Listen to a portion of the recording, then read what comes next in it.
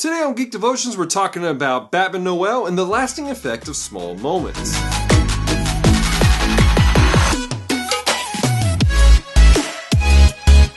Hello, devoted geeks. Welcome to Geek Devotions, a show from devoted geeks who are devoted to letting people know that they are loved. I'm Dallas. I'm so glad you hit the play button today. If you're unfamiliar with what we do here, we take geek pop culture items like comic books, video games, and movies, whatever it is, and we use it to let people know they're loved. So if you don't watch past this moment, know this. I love you. I care about you. There is hope for you. That being said, let's get into the crux of today's content. Why? Because it's Geekmas 2019. And guys, every Geekmas we try to theme things up. This year, for Geekmas 2019, we're talking about stuff that's revolving around comic books. Alright, last week Celeste talked about the Umbrella Academy Christmas special that was really quite interesting. Cha-Cha and Hazel are pretty hardcore. I like them more than I expected to. That being said, we're talking about Batman Noel. If you're unfamiliar with Batman Noel, it is a story written by Lee Berhimo. At least I think that's how you say his last name, Lee. Let me know if you're watching this, buddy. I don't want to offend you. But it's a really interesting story that honestly has some gorgeous artwork. I mean, it has beautiful artwork. I mean, top notch. And then the story, well, guys, to be honest, I'm loving it. I'm a big fan of taking classic stories and either retelling them or telling them but overlaying it on top of a very interesting different situation. And that's exactly what Lee has done. Lee has beautifully taken Charles Dickens's A Christmas Carol and he's brought it into the world of Batman.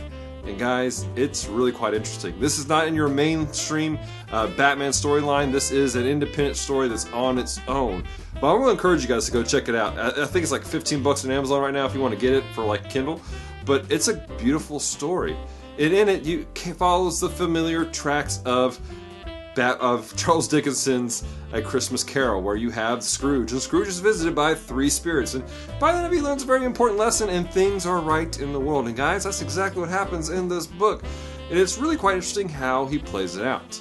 Now, that being said, what caught my attention wasn't actually, well, I mean, the story caught my attention, but what caught my attention right off the bat was something in the beginning pages.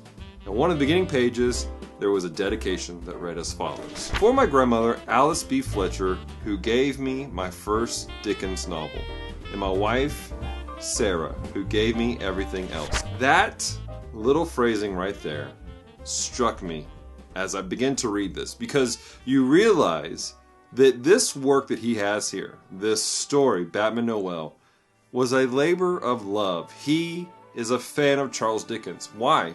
Because his grandmother, years before, did something small. She gave him a Charles Dickens book, and it inspired him. It brought him to a place where he could do something really, really interesting and create a beautiful story that can inspire and bring awe to other people. Inspiring people is something that we should all strive to do. But sometimes we have in our head that inspiring people takes bigger steps. Like we have to do something major and flamboyant. We have to be a famous individual to inspire somebody, but you don't have to. Small things can inspire somebody to greatness. It can spark something new in them. It creates a moment that can be created into a movement of growth in their lives. For Lee, the moment of inspiration was a single book by Charles Dickens, given to him by someone who cared about him. Somebody that wanted to inspire him with something small. Guys, I want to encourage you that you can inspire those who are around you. It may not happen today. You may not know the impact you have on somebody, but it can happen. But when it happens, things grow and they become amazing. Inspiring somebody, you don't always see the effect of it right away. Sometimes you won't see it for years. Sometimes you may not see it for a decade or two. But there's seeds that you plant today that tomorrow will grow into something really interesting. I'm reminded of the scriptures, and specifically 2 Timothy. Paul's talking to Timothy, and he's reminding Timothy about two special people that sowed a very special seed into him. 2 Timothy chapter 1, verse 5. I am reminded of your sincere faith, a faith that dwelt first in your grandmother Lois and your mother Eunice, and now, I am sure, dwells in you as well.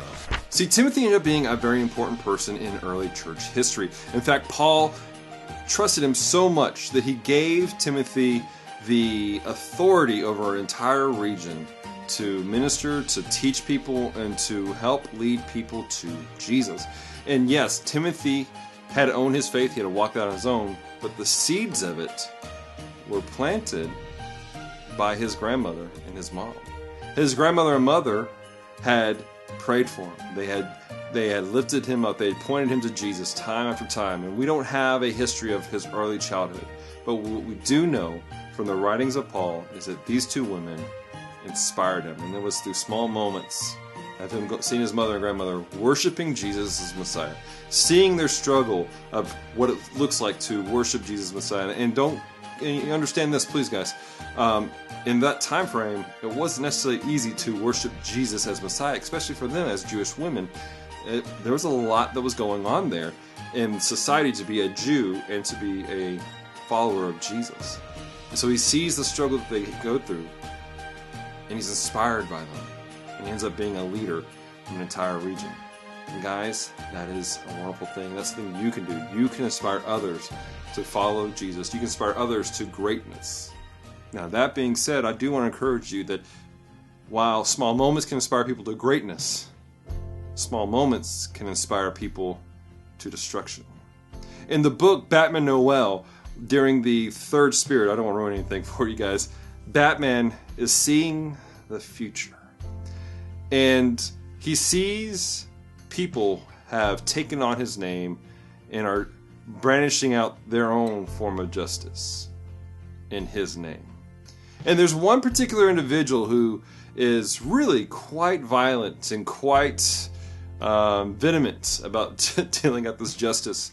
And the suggestion in the book is that that young man is the little Timmy of this particular version of A Christmas Carol. Quoting very things that Batman said earlier in the book about how he's going to brandish his own justice and how he doesn't care, and depleting the population of the criminal activity. And that scared Batman because he realized that his moments that he was creating could cause a movement for individuals to go to destruction. So my encouragement for you guys is this: look for opportunities to inspire. Look for opportunities to inspire people to greatness, to do something amazing and wonderful.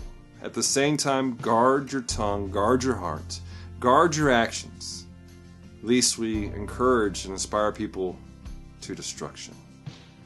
I know it's kind of a heavy word. I know it's kind of a heavy doubter. But here's the beautiful thing. Keep your eyes on Jesus.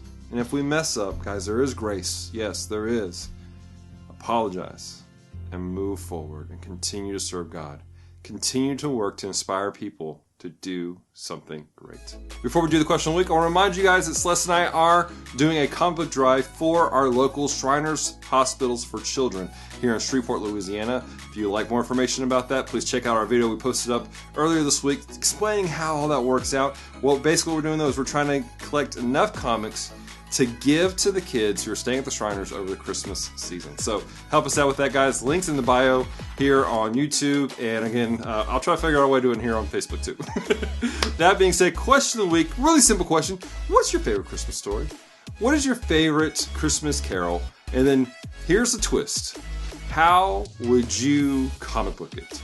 What comic book figures would you like to overlap it? Or what comic book has already done that? Let me know. Leave comments in the description down below. Let's talk it out. I love to hear these things. I'm a big fan of taking stories and doing crazy stuff with them. So please let me know, guys. I want to dream with you. All right. Make sure you check out all of our content on our Facebook, Instagram, and Twitter. On YouTube also. Also, make sure you check out our website, geekdevotions.com. We have all kinds of stuff there. Devotionals, articles, reviews, all kinds of great stuff. Check that out. And so until next time, remember, stay devoted, peace, and love.